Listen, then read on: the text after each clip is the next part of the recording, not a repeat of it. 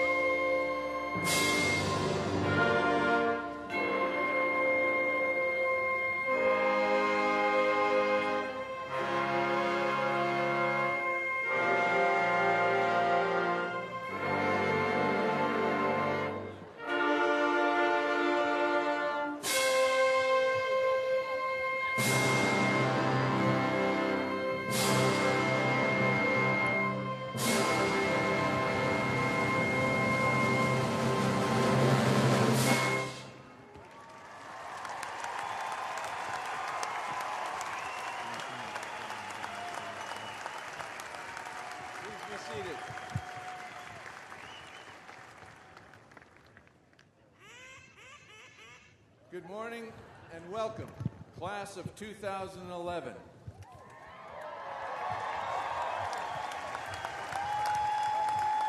And welcome to the family and the friends of the class of 2011.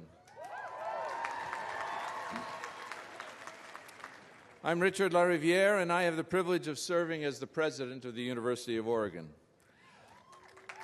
Thank you. I'd like to thank our Oregon Wind Ensemble for the processional music. Please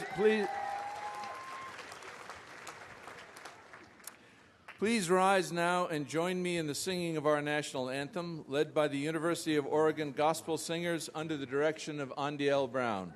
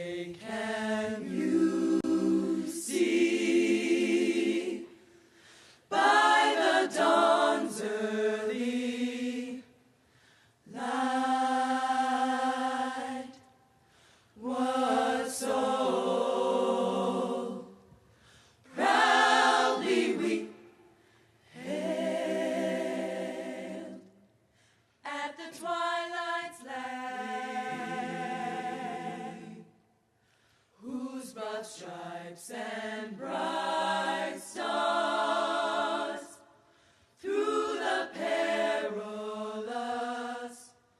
fight, o'er the ramparts we watched, were so gallantly. And the rockets red glare, the bombs bursting in air, gave proof through the night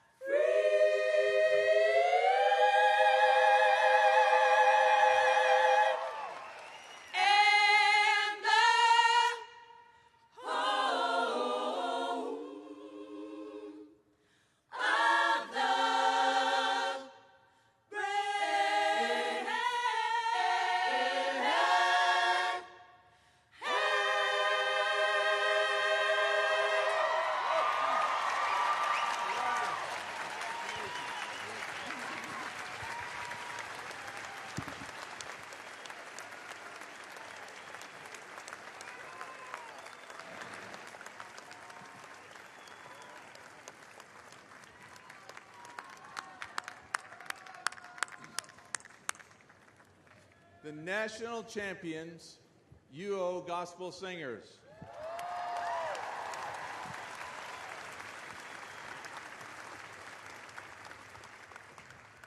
I'd now like to introduce those members of the platform party who will not be speaking. That's a lot of them. I would like each of them to stand and be recognized as they're introduced. Deb Carver, Dean of Libraries. Michael Moffett, Dean Designate of the University of Oregon School of Law. Michael Andreasen, Vice President for University Development. Francis Dyke, Vice President for Finance and Administration. Dr. Robin Holmes, Vice President for Student Affairs. Dr. Charles Martinez, Vice President for Institutional Equity and Diversity. Dr. Michael Redding, Vice President for University Relations. Professor Russ Tomlin, Senior Vice Provost for Academic Affairs. Professor Karen Sprague, Vice Provost for Undergraduate Studies. Professor Sandra Morgan, Vice Provost for Graduate Studies. Dr. Roger Thompson, Vice Provost for Enrollment Management. And Paul Shang, Vice President for Student Affairs and Dean of Students.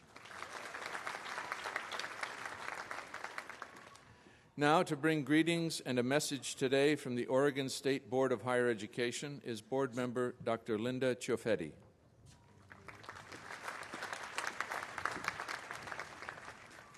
Thank you, President Lariviere. I appreciate it very much. Good morning, class of 2011. I am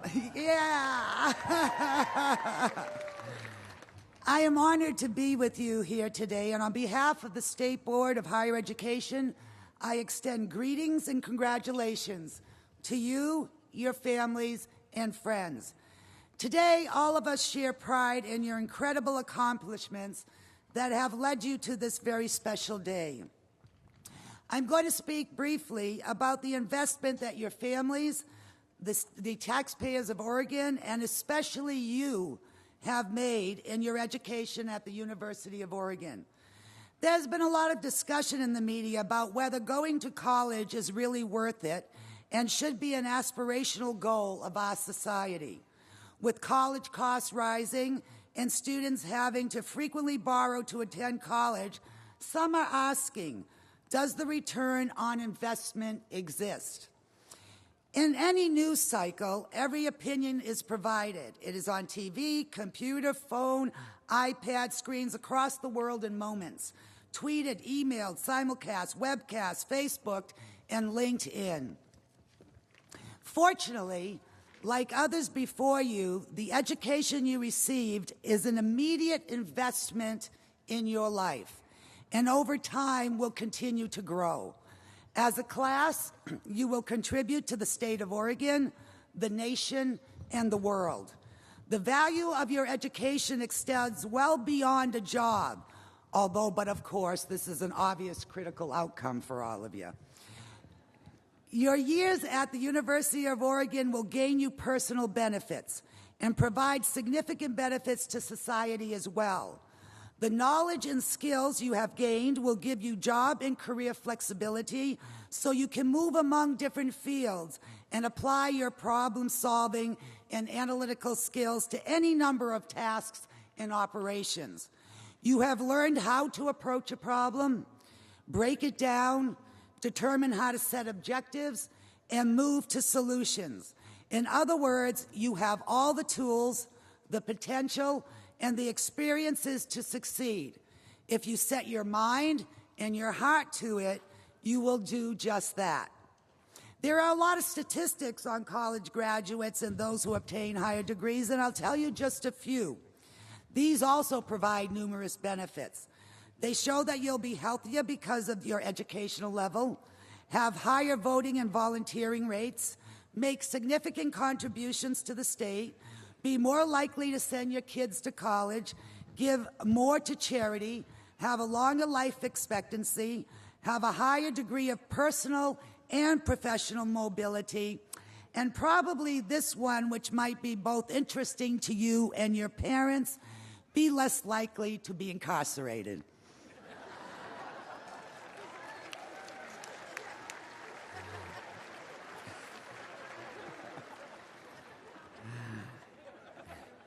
You have been educated in a diverse global university community. Your favorite normal Friday night food choice was either unknown or very exotic to those just a generation ahead of you. In fact, when I was in college, a burrito was exotic. So we revisit the question we started with. Does the return on this investment exist?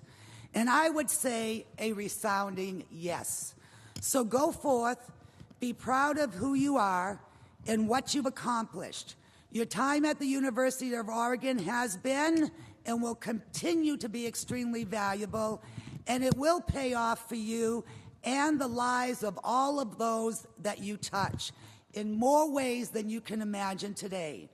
Cherish it and use it wisely, and I wish each and every one of you the very best in your personal and professional lives.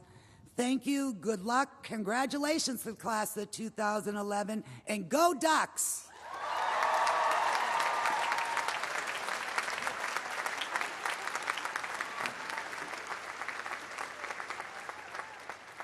Thank you, Dr. Ciaffetti. This year we lost several members of the University of Oregon community.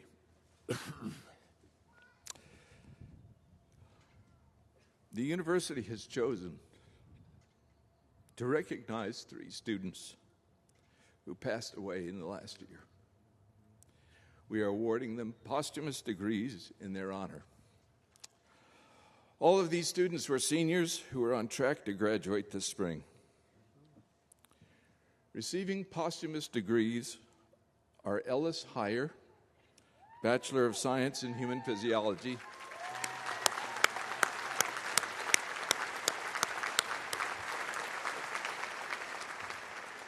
Colin Lamore, Bachelor of Science in Biology,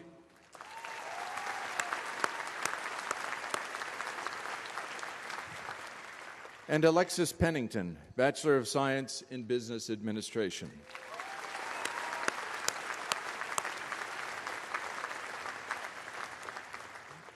Please join me in a moment of silence to honor and remember these students.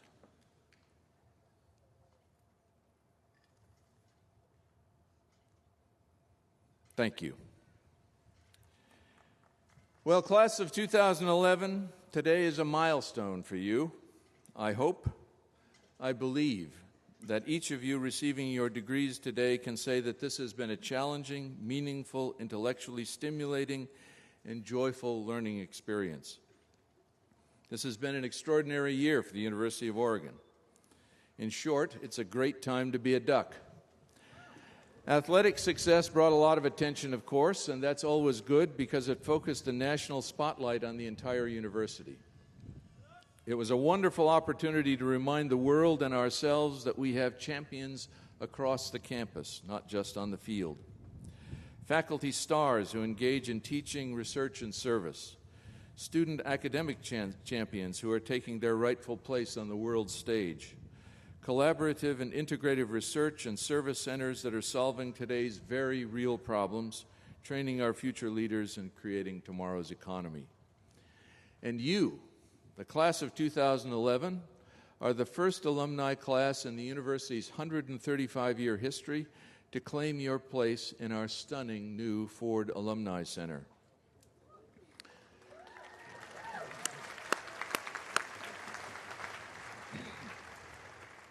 As you and your families walk across the campus today, I hope you'll visit this spectacular building. After all, as of today, it is your new campus home, a place where you share the bond of what it means to be a Duck.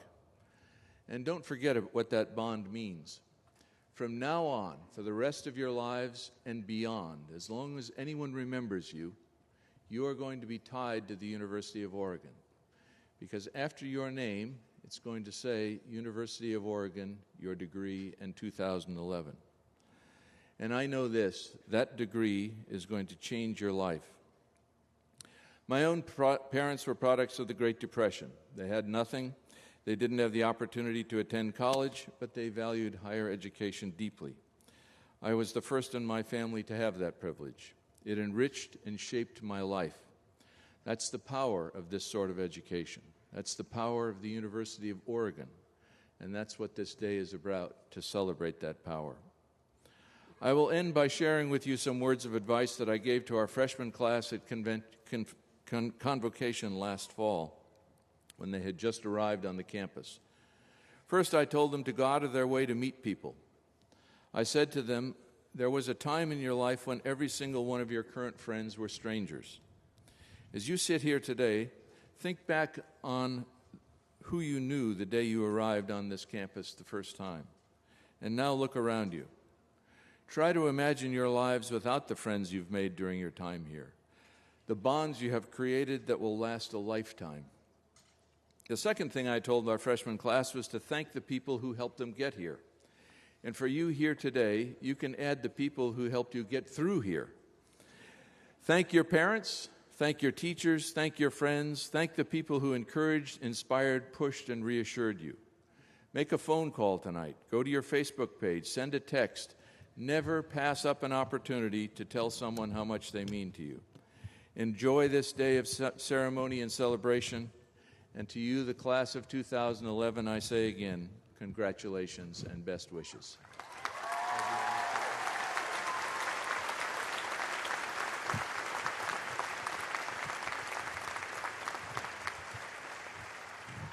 Now, with a message on behalf of the students of the University of Oregon, it's my pleasure to introduce the outgoing president of the Associated Students of the University of Oregon, Amélie Rousseau. There you are. Hello, everyone. I've been honored to serve as your student body president this year. Good job, everyone. Seriously. Graduating from college today is a rare privilege, as only 6.7% of the world has a bachelor's degree.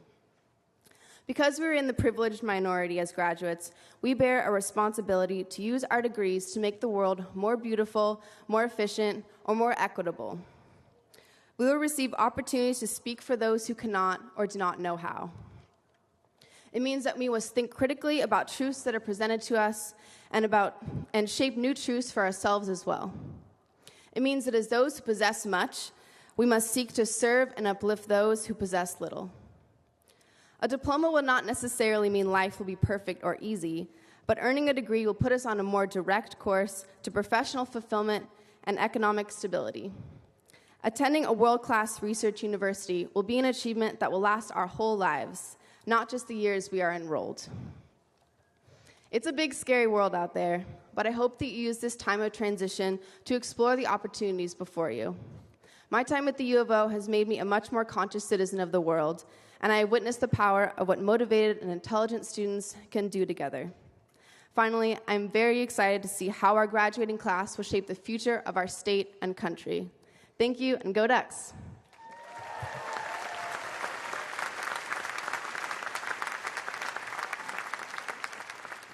Thank you, Amélie.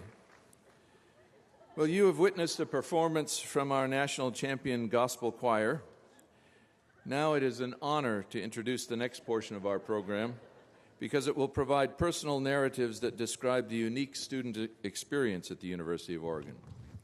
I would like to introduce Boris Bourget, who is graduating with a bachelor's degree in political science, followed by Isabelle Chou, who is graduating with a bachelor's degree in sociology, and finally, Hannah Dischinger, who is graduating with a bachelor's degree in environmental science.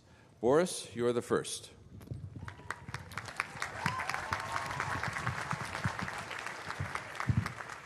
All right, well, I would like to begin by offering my best congratulations to the class of 2011. We're going to try to not have my hat fly away. We have a lot of things to celebrate today. For me, it's after countless games at Autzen Stadium, I finally made it on the Jumbotron. So, as a member of this class, I know firsthand that among you sits some of the most intelligent, selfless people that I might ever have a chance to meet. I am truly honored to have a chance to speak to you today. Today I want to talk about the collective responsibility that we now bear as graduates of this university. But first, I'd like to tell you a little bit about my experience as a member of the Duck community.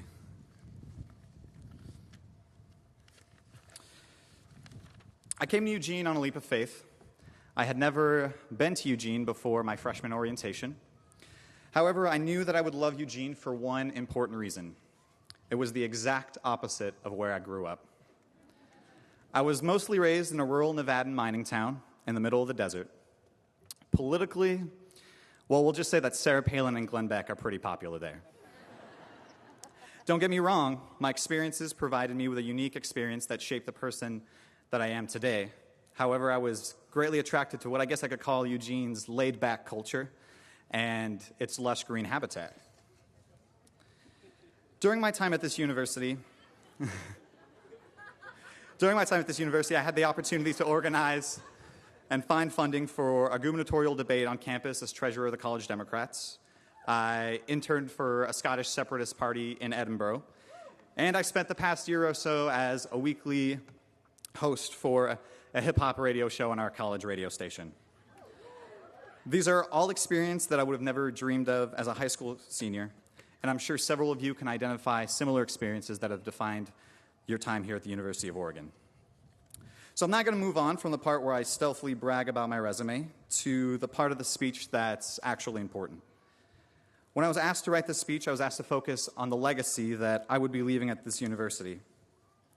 While I like to think that I made some positive contributions to this community, the important legacy that I want to focus on is the one that starts today.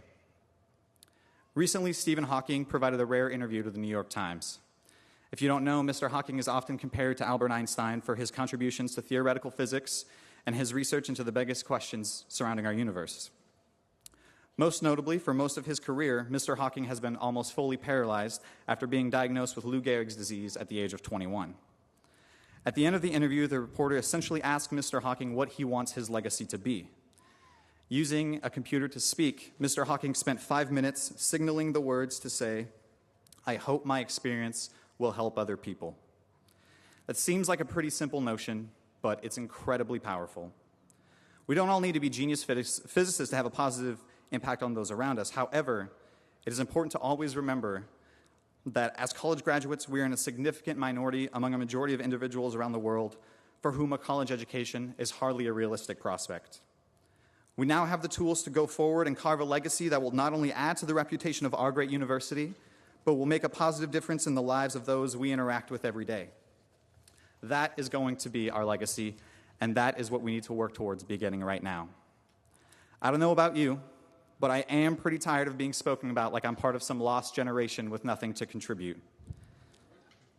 While we likely won't all be the ones to cure cancer, we should never believe that we do not have the ability to pick up a cause and run with it.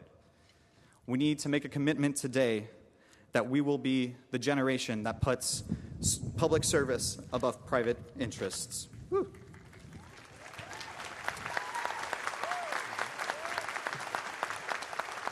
We'll be called idealistic and naive, but it's easy to criticize when you're sitting on the sideline with your back turned. The past 4 years have provided experiences that we probably could not have received elsewhere. And it's time that we use those countless hours spent in the library and the thousands of dollars spent on tuition to build a legacy that will not only better our own lives, but the lives of those around us. It won't be easy, and it won't come quickly, but it has to begin from the second you rise from your seat today. Congratulations, class of 2011.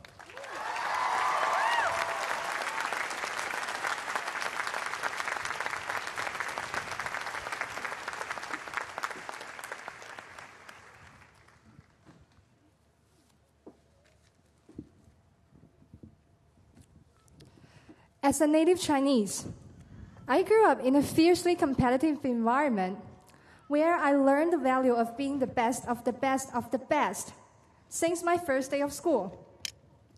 For future careers, it seems that everyone will have the same competition again, since people of this generation in my country all want to be a competitive leader who gain great material achievements. However, My education and experiences at the U of O here have taught me to choose another path instead. A path to become a vision-driven leader of compassion. American colleges emphasize on leadership training, and so is the U of O. I still remember the freshman interest group I had with Professor Daniel Close that aimed to help college students to become better student leaders through self-exploration. To my surprise, Professor Close stressed that competition is never the key, but rather the nature of serving, compassion, and selflessness. This really contradicted my schooling in China, which taught me the role of the leader is not to serve, but to be served. Soon after, I attended the UO Leadership Retreat, where I had a chance to read the biography of President Lincoln, whose personality exemplified Professor Close's teaching. I couldn't help thinking, should the leader be the one to serve or the one to be served? In Oriental culture, being a leader means you are the ultimate winner of the competition. But from my learning here and reading of President Lincoln, I saw the privilege of being a leader is to have the leader himself serve and be the example of the society which foments a desire to serve among people. In the Oriental world, we have many great leaders. However, leaders like Lincoln or Daniel Close is extremely rare. Gradually, I realized how rigid I had been in those competitions and decided to be a servant leader instead. From then on, I know my path would be different. I would follow a more difficult path, not of that of a first-generation female college student, choosing to be a different type of leader in the Oriental world. To leave is to leave a legacy. As I entered my senior year, I knew I wanted my legacy to be generational and international. Therefore, I collaborated with a friend of mine to establish the Chinese Philanthropic Leadership Association here on campus, the first ever student group that focuses on international leadership training as our appreciation to the leadership retreat we had here at the U of O. We aim to cultivate Chinese students at UO to become better leaders of philanthropy, humanity, and service learning, instead of leaders of competition, by mobilizing them to get involved in charitable projects, as well as to foster greater understanding between American and Chinese students at the same time. This summer, we will be bringing Mr. John Duncan from the Holden Leadership Center and 2 other American students with us to undertake our first project in China, which is called Transforming Waste into Empowerment, to provide textbooks and other school supplies to 40 students from 2 under-resourced rural schools in China by digging into the country's urban waste.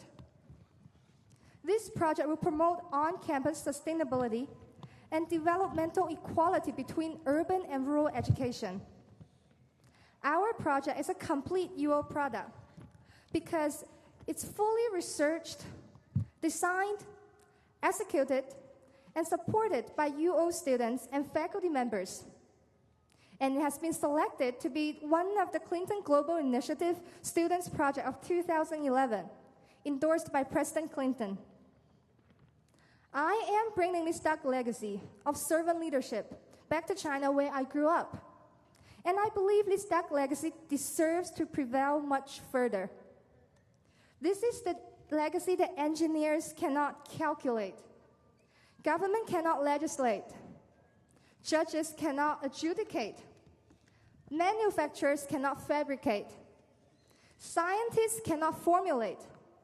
But only you can demonstrate. Now is the time to do it. And together we can do it.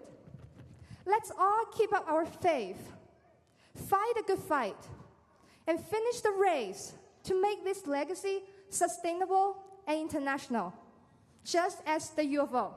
Thank you.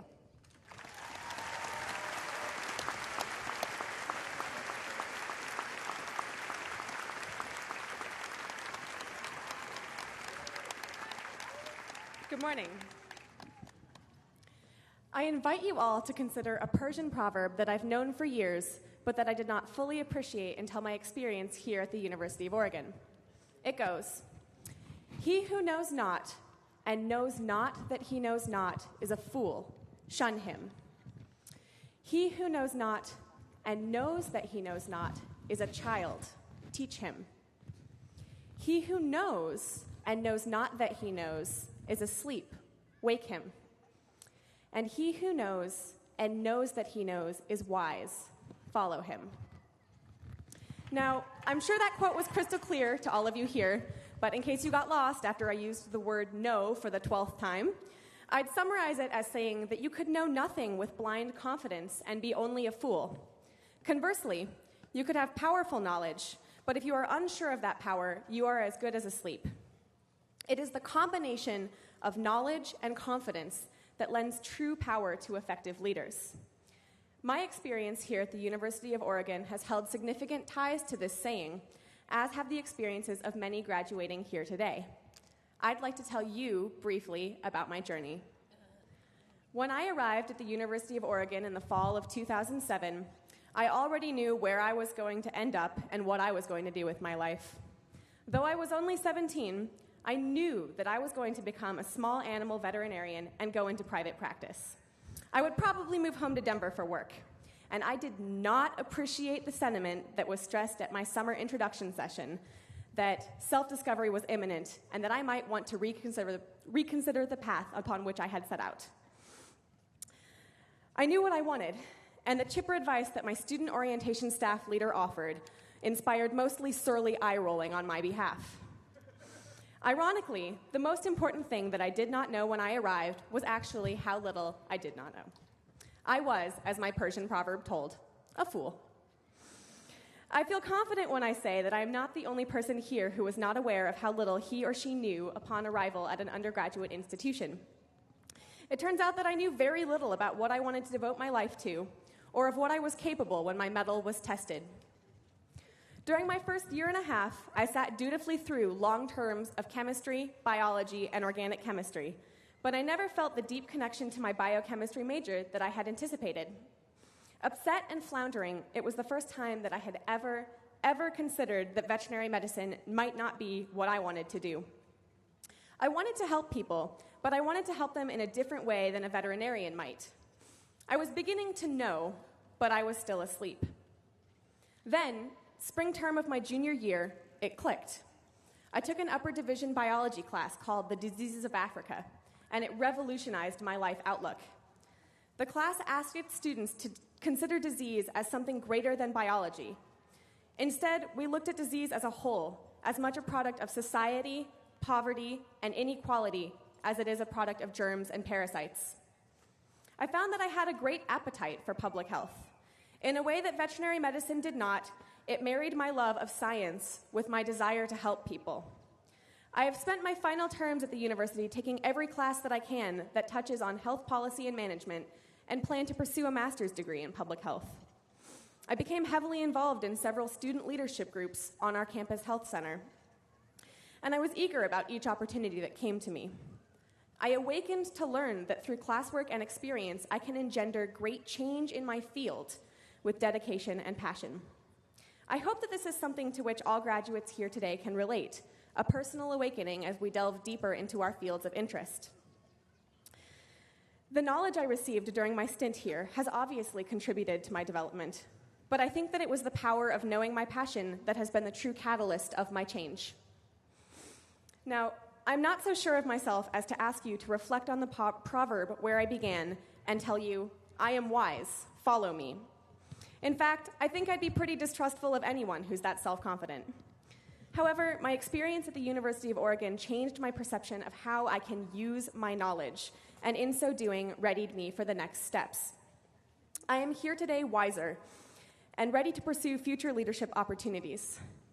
I know that being a duck changed the realities of my peers as well.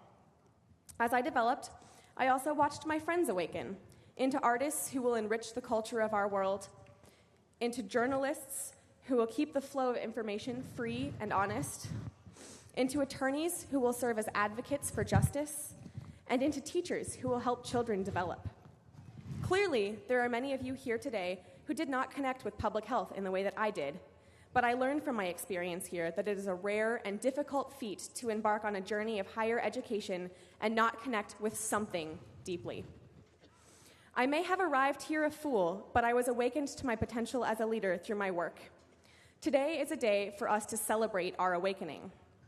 Today is a day to look forward to a future where our confidence in the knowledge we gleaned as ducks will carry us to positions, leadership positions in all fields and places. Thank you.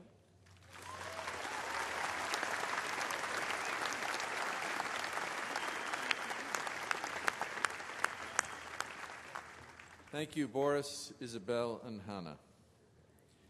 It's now my honor and pleasure to introduce our commencement speaker. Margaret Moore is the first graduate of the Robert D. Clark Honors College. She graduated in 1961, earning a bachelor's degree in education and Phi Beta Kappa honors. Margaret was a student in the University of Oregon's sophomore honors program before entering the brand new Clark Honors College, which celebrated its 50th anniversary this year. She was 11 at the time. She served as editor of the University of Oregon yearbook, the Oregana, in 1960. Green and yellow are in her family's DNA, with 4 generations attending the University of Oregon, including her grandparents, who graduated in 1909, her mother, who graduated in 1934, her son and son-in-law.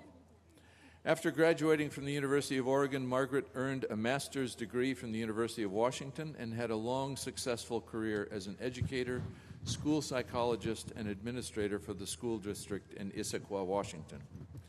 In retirement, she has been active in family support agencies in King County, Washington, including the United Way East Side Community Council, the Educational Tutoring and Consulting School, and the East Side Human Services Forum. Margaret reflected on her time at the University of Oregon at a recent anniversary gala of the Clark Honors College, saying, "It's always been important to me to find intellectual balance in things, to ask questions, and to test myself among the very best. Independent thinking has always been a hallmark of the University of Oregon graduates." Please join me in welcoming Margaret Moore.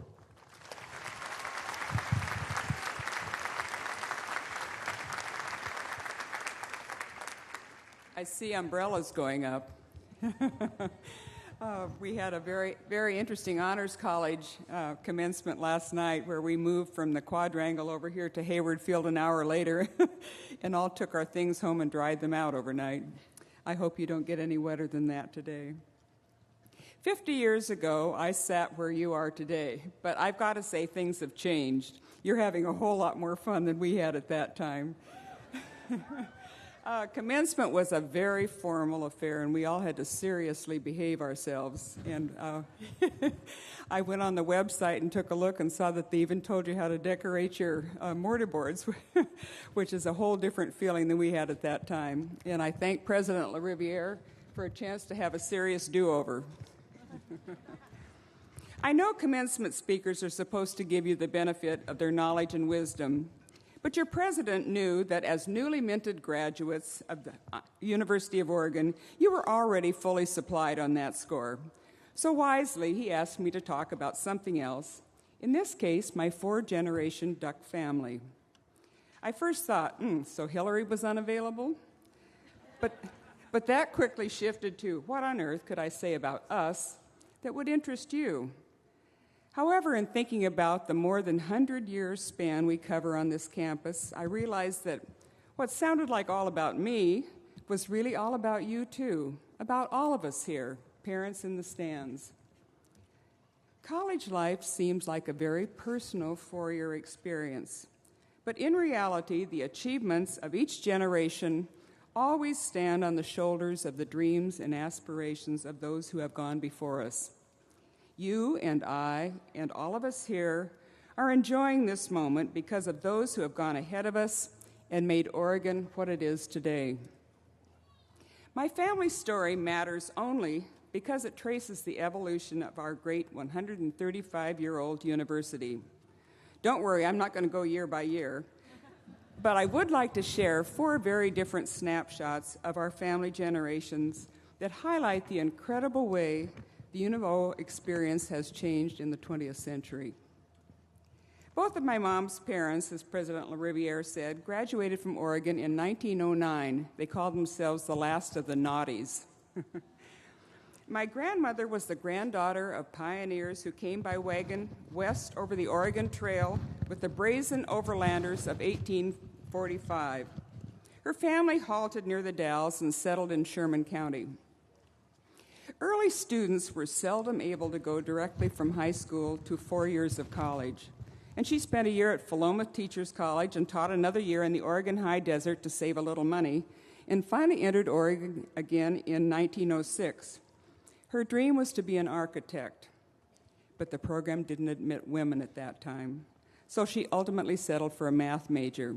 And wouldn't she just love to know that today the dean of the architecture school is a woman? That's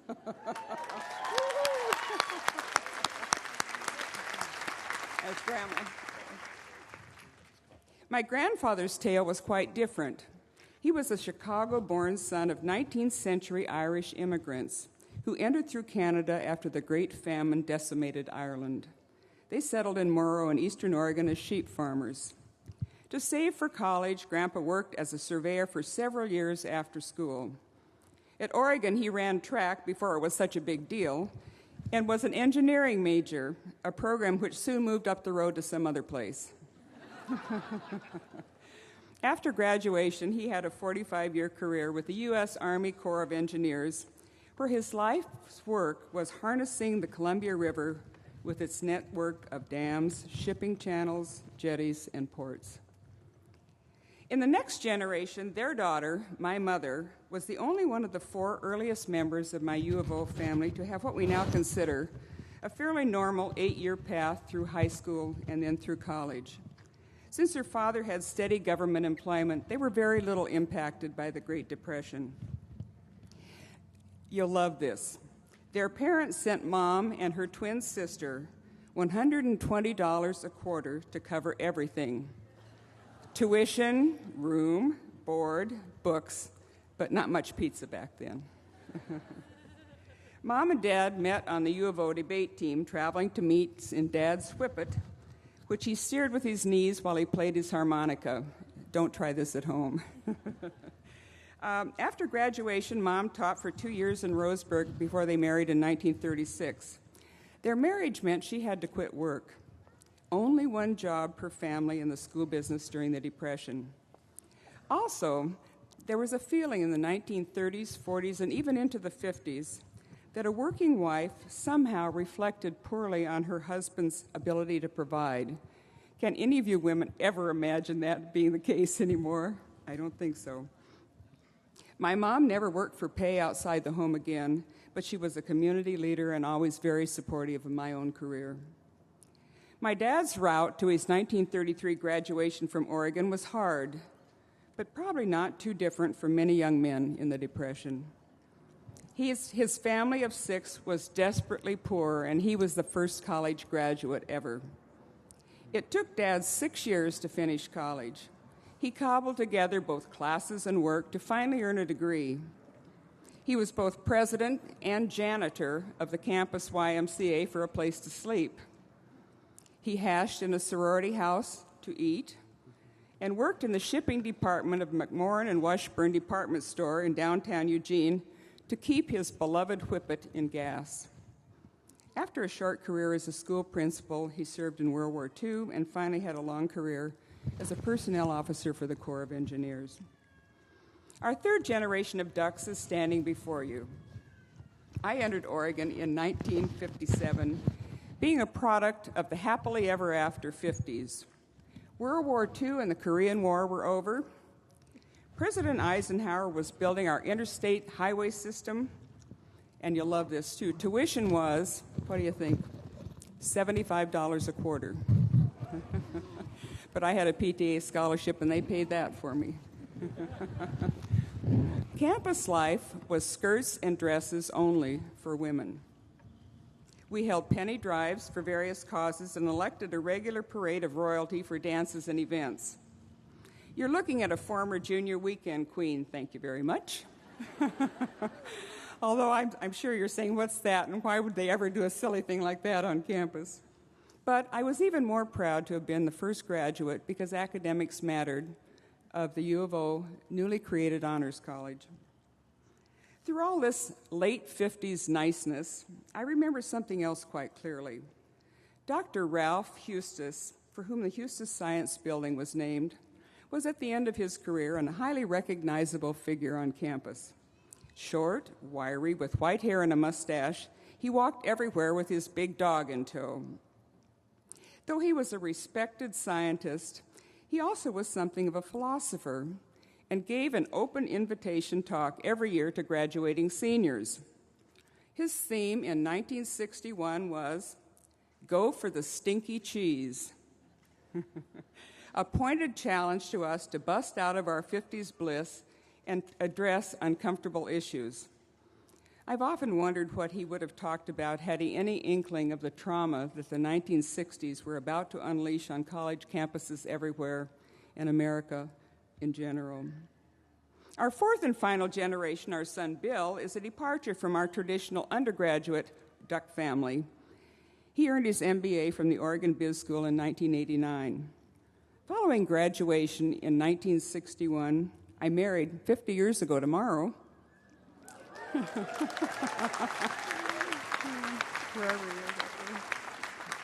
My high school beau, who was finishing 4 years on some farm in Palo Alto. We moved first to Europe and then all over the U.S., frequently for the next 15 years. So never having lived in Oregon, our children went to colleges on the East Coast and in California. But the genes were powerful and lured Bill back for his graduate degree at Oregon.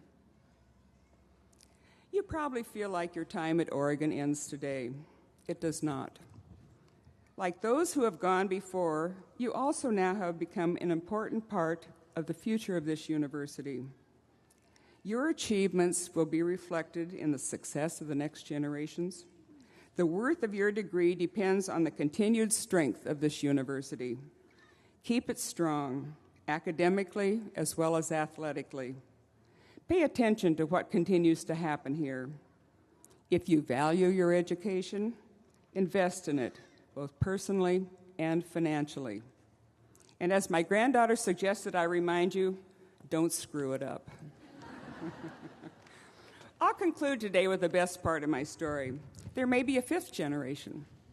Our grandson, Jack, is a high school freshman in Bellevue, Washington, deep in the heart of Husky land. But Jack is a total Duck fan. Nothing pleases him more than new stuff from the Duck store and tickets to an Oregon game.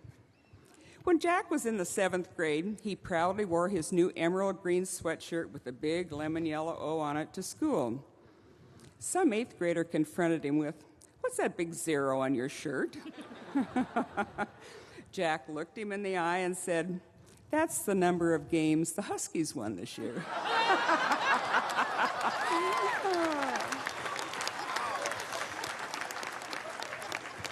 I think you fit right in, don't you?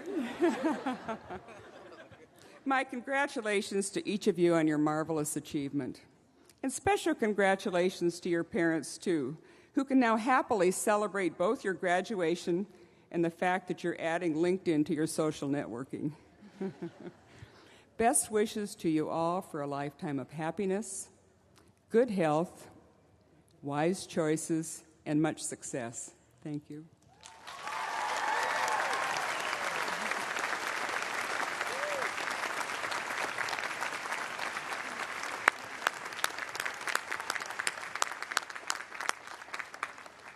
Thank you very much, Margaret.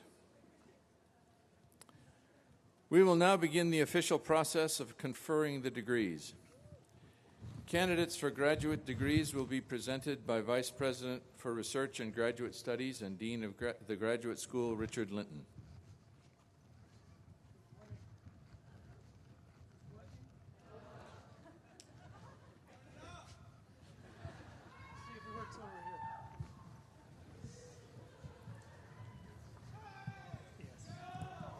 Good morning.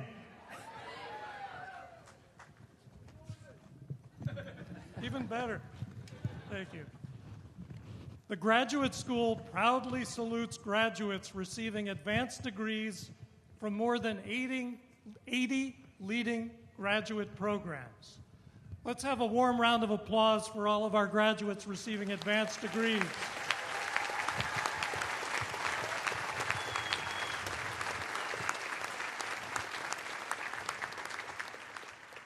Will all the candidates for doctoral degrees please rise and remain standing?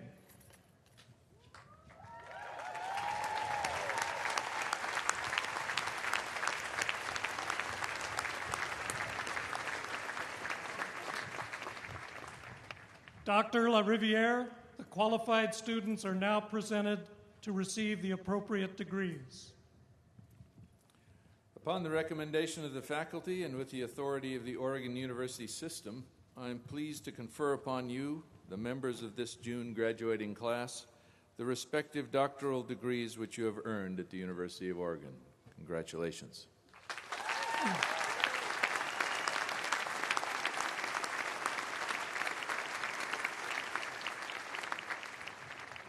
As we say in the graduate school, go Docs.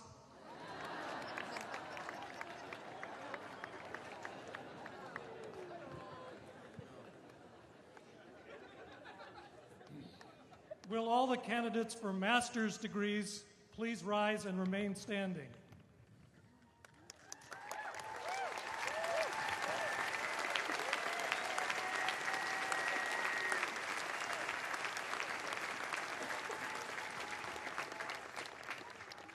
Dr. Lariviere, the qualified students are now presented to receive the appropriate degrees. Upon the recommendation of the faculty and with the authority of the Oregon University system, I am pleased to confer upon you, the members of this June graduating class, the respective master's degrees which you have earned at the University of Oregon. Congratulations, and please be seated.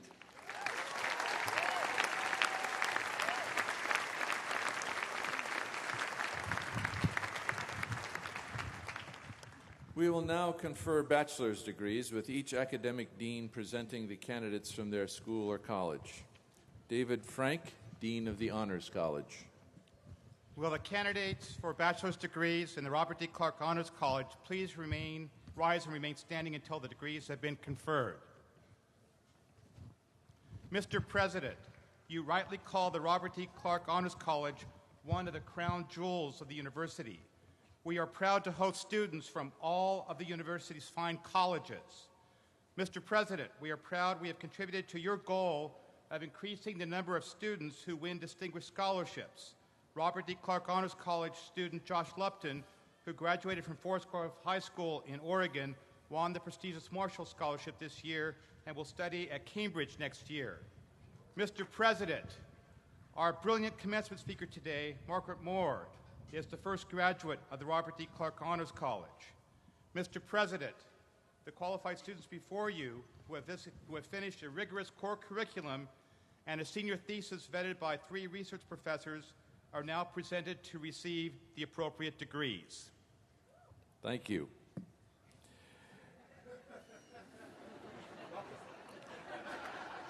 C. Brad Foley, Dean of the School of Music and Dance. Please remain standing. Unfortunately, you Honors College students have to stand the longest.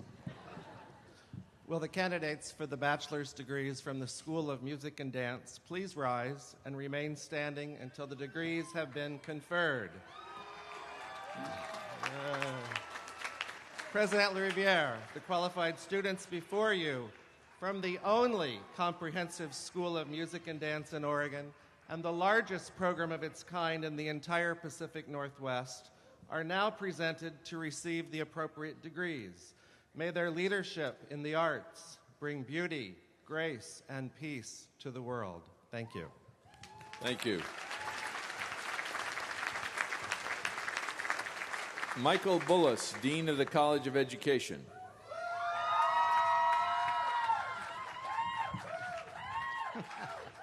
On behalf of the College of Education, which has been ranked in the top 10 nationally for the past 5 years in a row, with faculty who have developed materials and programs that are used in every school district in Oregon and more than 20,000 school districts across all 50 states and 18 countries, and which accounts for 1/3 of the University of Oregon's entire external funding portfolio.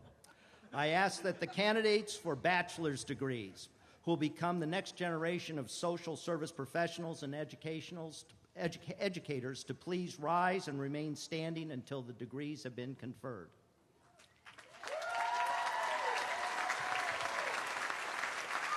Mr. President, the qualified students before you are now presented to receive the appropriate degrees.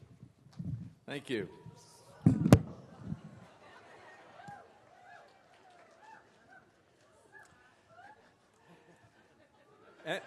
And with that, it seems appropriate that we ask Timothy Gleason, the Dean of the School of Journalism and Communication.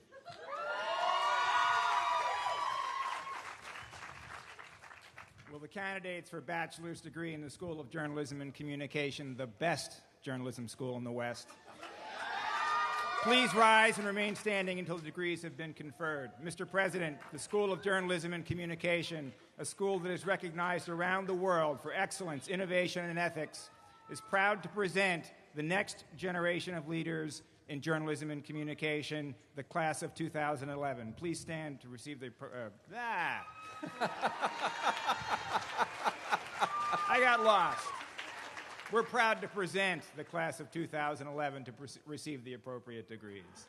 Thank you. Francis Brunet, Dean of the School of Architecture and Allied Arts.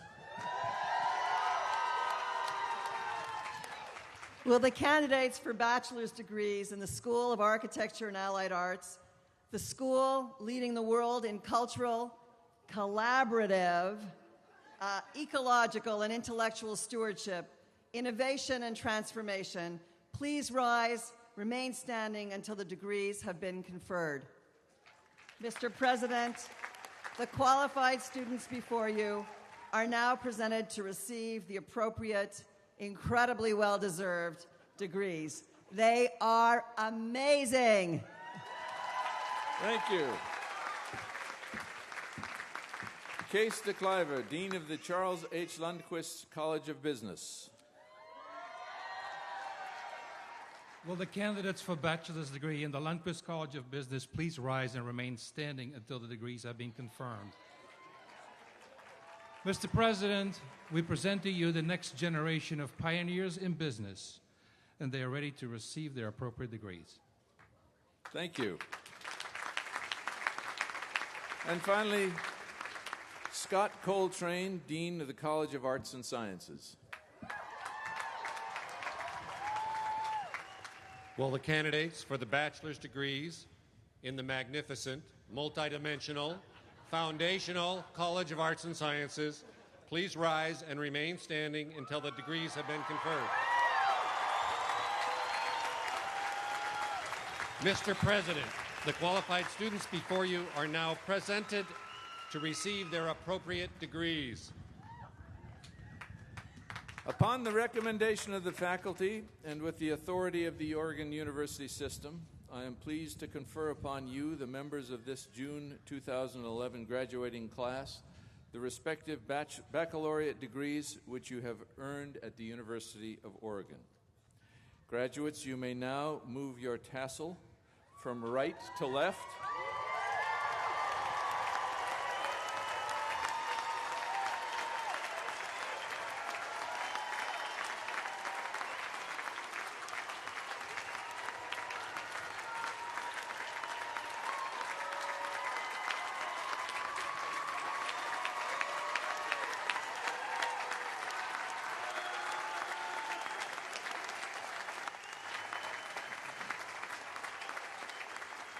And I now invite all of you to join me in a salute of thanks to your families and friends and bankers who have helped you get through this institution, who have made this a very special day for all of us. Please turn and offer a round of applause to all of those who made this possible.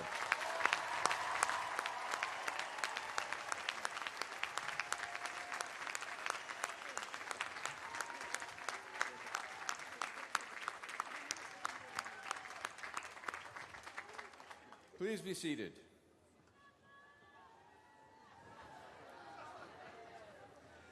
We are now at the closing of our university-wide celebration. In an attempt to make commencement more personal for the graduates, we have planned individual college, school, and departmental ceremonies throughout the day. How about that approval from on high?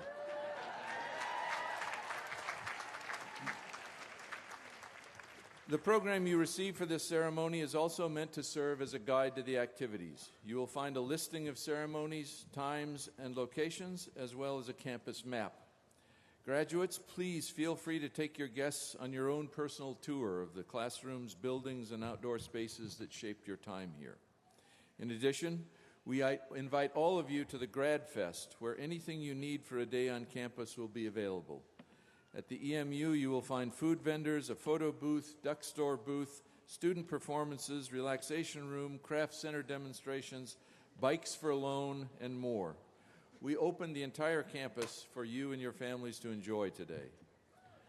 The Big O that our graduates have passed through will be here all day, so there are plenty of opportunities for photographs after this ceremony. We will now begin our recessional march, and I ask the audience to remain seated while the recession takes place. Congratulations to all of you, and go Ducks.